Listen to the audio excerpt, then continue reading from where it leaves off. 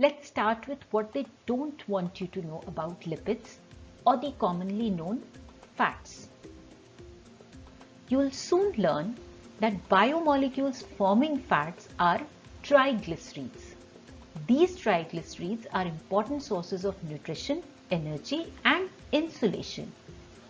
Body fat is blamed for number of health conditions, right from obesity to blockage of blood vessels, leading to heart attack. While it is true that some of these conditions are associated with fat deposition, but very soon you will learn that not all fat is bad. And taking a zero fat diet is harmful because fat is a vital biomolecule. 60% of our brain tissue is made of saturated fat. And these are the ones that are considered bad. The cell membrane is also made of almost entirely of the saturated fats. So the saturated fats are very important in structural development of our body. So what is important is to take a balanced diet. Avoid some forms of fat. The trans fat. Look for these in your food contents.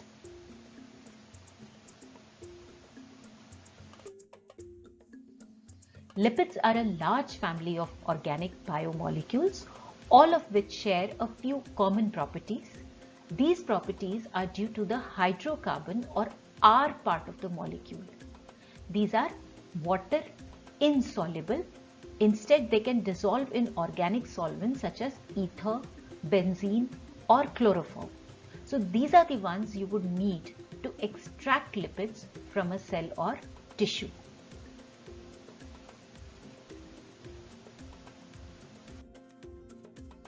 Before going into detailed structure of lipids, let's identify the types of lipids. This classification is based on the components that form lipids. The simple lipids and the complex lipids. The simple lipids are made up of fatty acids joined to alcohols. So they form esters. The complex lipids not only have the fatty acid esters, that is the one in simple lipids, but they also contain some additional group. What could these additional groups can be? We'll study with complex lipids. Then we have some non-fatty acid lipids. The more abundant ones in our body are the complex lipids, the ones with the fatty acid esters with some other group such as phosphates, carbohydrates, etc. The most rare are the lipids without the fatty acids. Though lesser in amount, these are quite important. They form the vitamins and the hormones. Among the vitamins are the fat-soluble A, E and K. The hormone being androgens or the male sex hormones, estrogens or the female sex hormones, progesterone and the adrenocorticotropical hormone. Besides this, there are many other important steroid molecules that belong to this group of non-fatty acid lipids.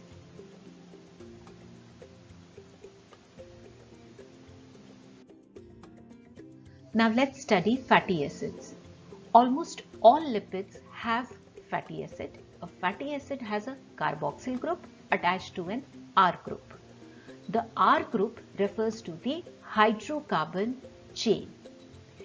In case of fatty acids forming the lipids, this R is very long, the smallest being of 12 carbon atoms. In fact, the commonly found fatty acids in living systems are 14 to 22 carbons long, with most abundant being the ones with 16 and 18 carbons. These hydrocarbons are aliphatic, that is straight chain. They are never the ring carbons or the aromatic carbons. These hydrocarbon chains may be saturated, that is with all single bonds, or unsaturated, that is with one or more double bonds. Now we have different criteria for identifying the different types of fatty acids. The first one being on the basis of length of hydrocarbon chain. Now here you can see palmitic acid with 16 carbon, stearic acid with 18 carbon and arachidic acid with 20 carbon. You have to remember that when we say the number of carbons, it includes the carbon of carboxylic acid too. So the hydrocarbon or the R group will have one less carbon. So in palmitic acid, if we are saying 16 carbon, the 16th carbon would be of COOH and the R group will have 15 carbons only. Now the second criteria is on the basis of presence or absence of double bonds. If double bonds are present, what is their number and position? Now if a molecule contains only single bonds, it is said to be saturated, and if it contains both single and double bonds, or if it contains even one triple bond, it is called unsaturated. Double bonds absent, saturated fatty acid, double bond or triple bond, even if one present, unsaturated fatty acid. Now we'll be discussing the difference between these two in detail. For now, presence of double bond causes a kink or a bend in the fatty acid chain. In fact, the more the number of double bond, more bendings are allowed, and so many shapes can be taken by the fatty acids.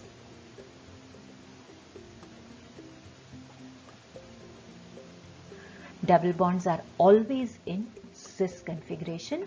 Cis is where the acyl groups are on the same side of double bond.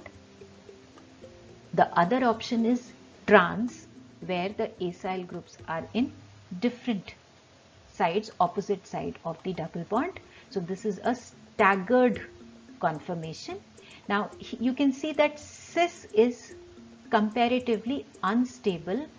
Trans is a more stable configuration, and still living systems almost always have this cis configuration. They always have cis fatty acid. Can you think of some reason why they are only cis, and how the living system ensures that only cis fatty acids are formed? Take wild guess. In fact, take as many guesses as you like and let them out in the comments. We'll discuss. Now, one final thing. Triple bonds are present if they are very rare. In fact, they are present in some fatty acids of plant origin. Now, on this basis, let's discuss the difference between the saturated and the unsaturated fatty acids. Let's now see some differences between saturated and unsaturated fatty acids. We've already covered some of these points. Saturated fatty acids mostly occur in animal tissues, while unsaturated are mostly found in plant tissues.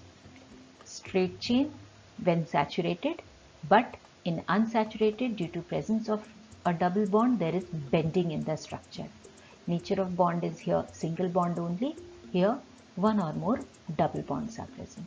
Now this is new to us, physical nature. Now saturated fatty acids are solids at room temperature.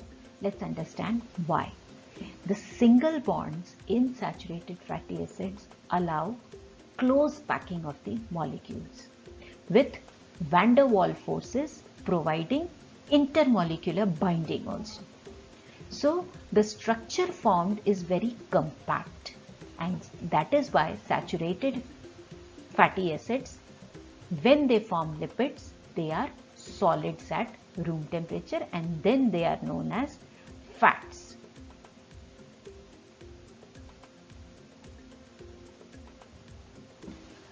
Due to rigidity of unsaturated bonds, these unsaturated fatty acids cannot be packed as closely. Double bond is present, so they cannot be packed as closely because double bonds are comparatively rigid. So they have slightly lower melting points.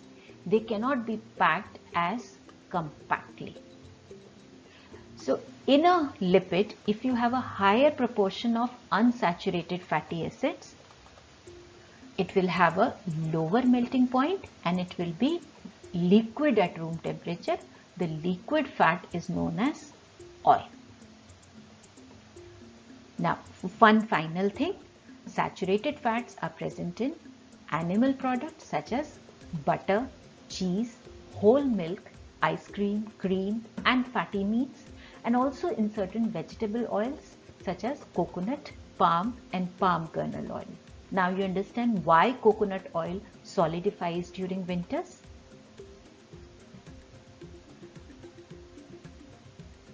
In plants, it is mostly liquid at room temperature. Now the general formula for saturated fatty acid is CnH2nO2. For unsaturated, 2n minus 2x. Minus 2x, x represent the number of double bond. And a final thing, the examples. Here you can see I have written 16 double dot 0. 16 is the number of carbon atom, 0 is the number of double bond. So in palmitic acid there is no double bond, in stearic acid there is no double bond, but in oleic acid there is one double bond. So 18:1, and this double bond is present at the 9th carbon.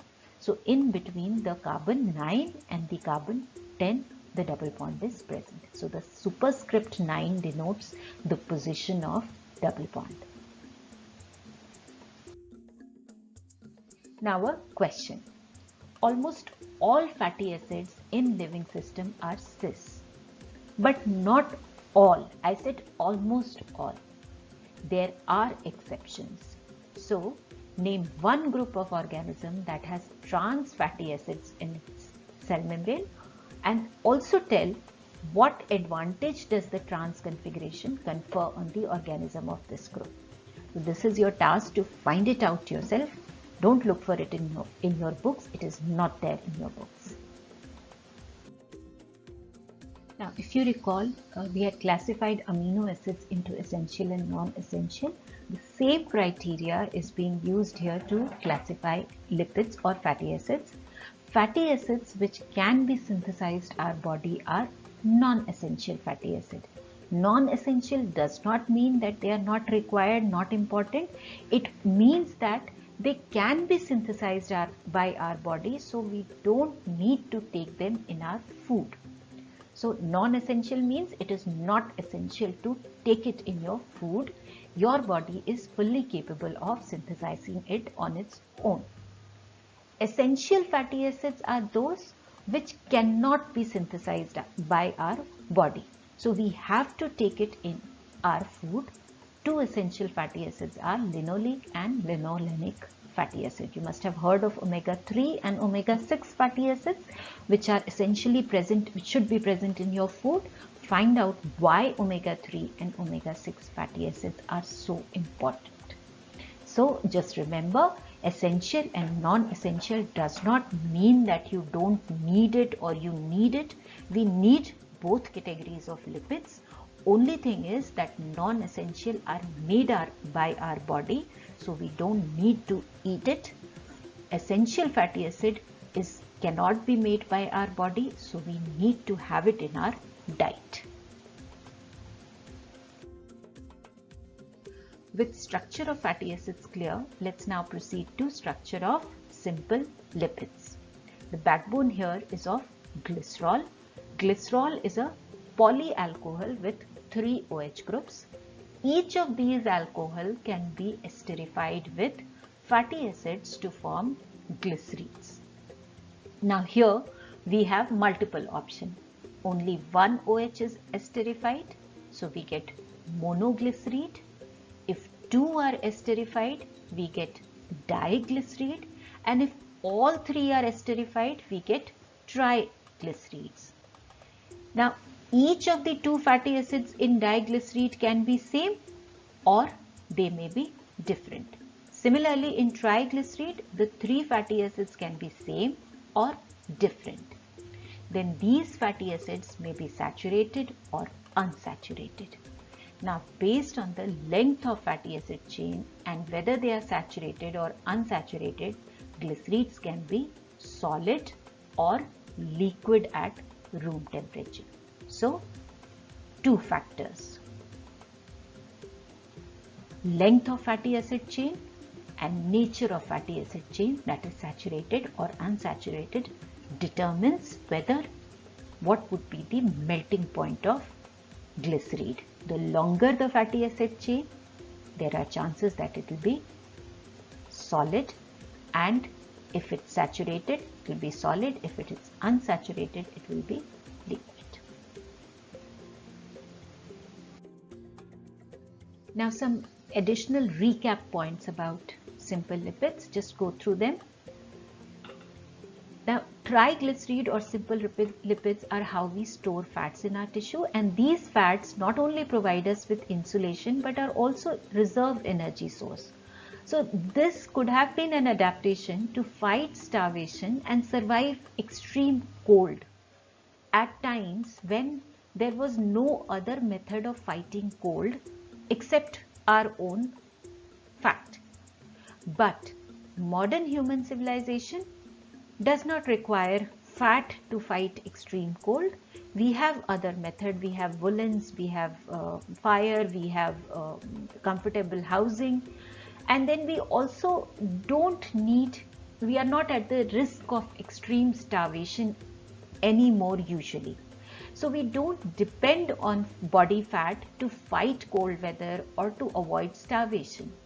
So this adaptation of having solid fat under our skin is no more as much required. So modern human civilization has made these simple lipids or the fats undesirable, now that we are usually not at the risk of extreme starvation or we have to depend on body fat to fight cold weather.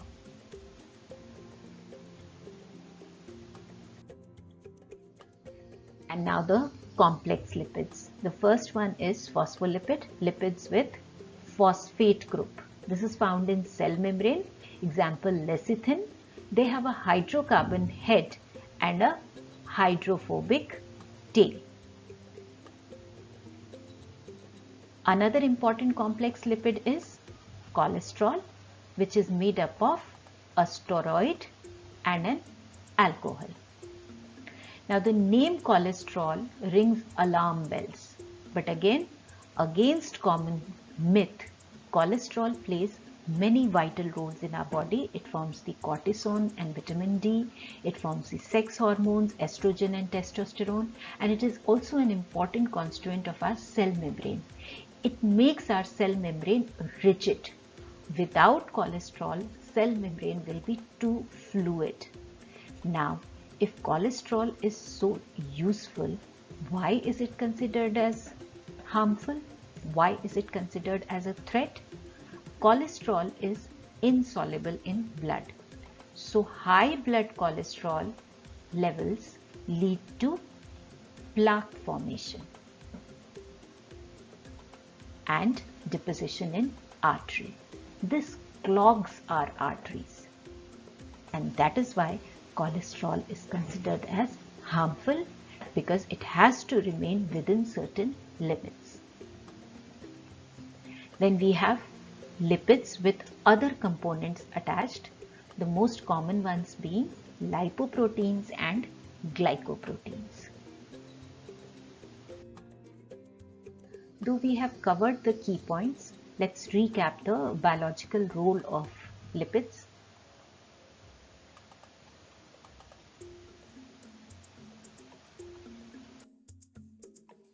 Now just a little clarification.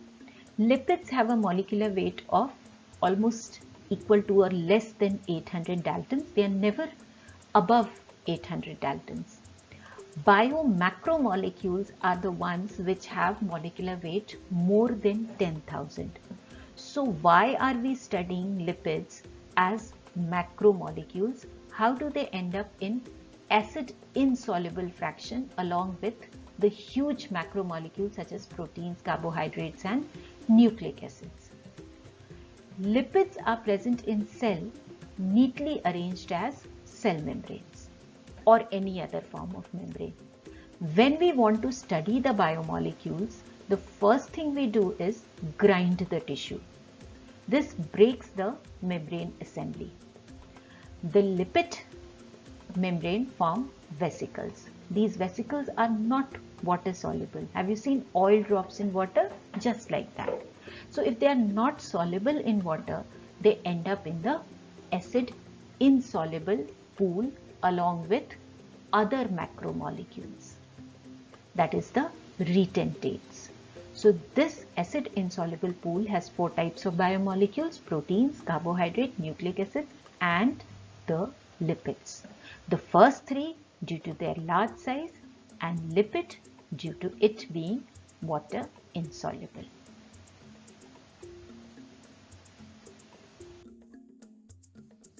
With that clarified, we come to the end of our lipid session.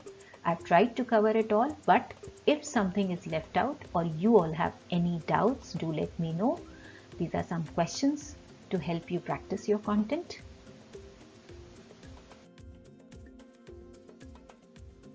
Happy learning. Bye-bye.